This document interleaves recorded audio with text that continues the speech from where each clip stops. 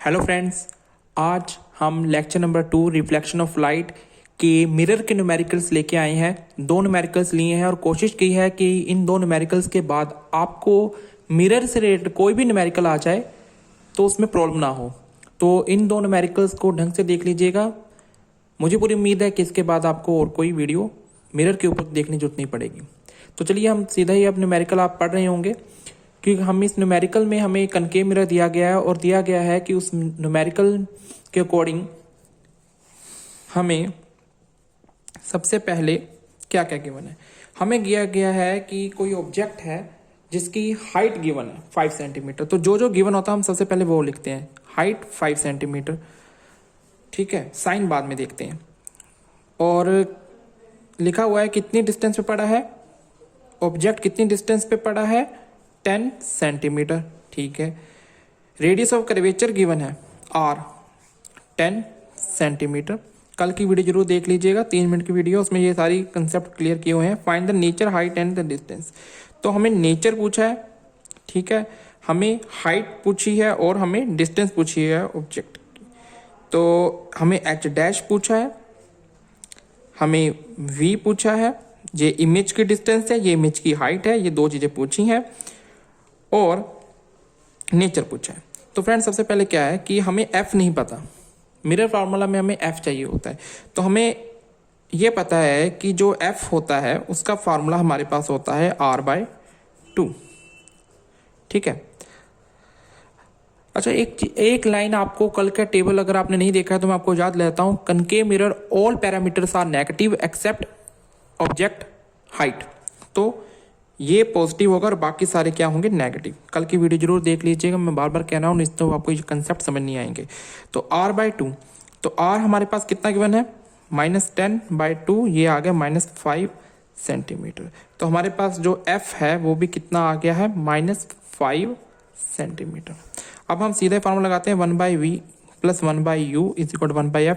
अब just math है, अगर आपको मैथ कंसेप्ट सही है तो आप ये निकाल लेंगे।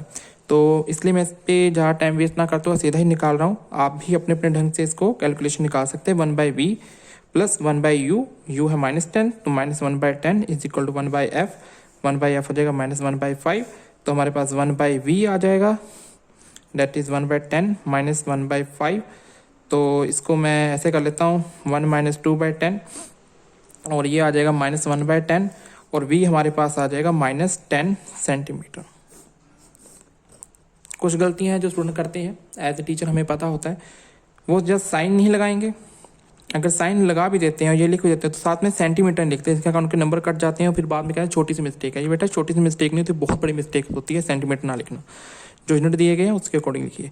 चलिए अब हम बात करते हैं, हमारे पास ये तो निकल गया है v, हमें h डैश निकालना है। तो हम मैग्नीफिकेशन का आपको फार्मूला याद होगा, -v/u = h dash upon h। चलिए इस फार्मूले के अकॉर्डिंग इसको निकालते हैं। मैग्नीफिकेशन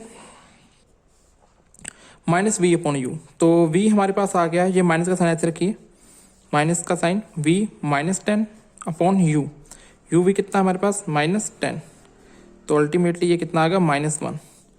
ठीक है, और दूसरी तरफ हमारे पास जो h डैश है हमें पता नहीं है, और h हमारे पास गिवन है कितना है, 5 सेंटीमीटर। तो 5 = 1 इम्प्लाइज h डैश = 5 सेंटीमीटर। मैं फिर से कह रहा हूँ, ये सेंटीमीटर की गलती लगती है।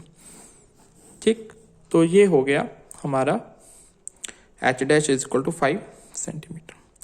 हमारे पास क्या क्या निकला है, हमारे पास इमेज की डिस्टेंस निकल आई फ्रॉम द मिरर, हमारे पास इमेज की हाइट निकल आई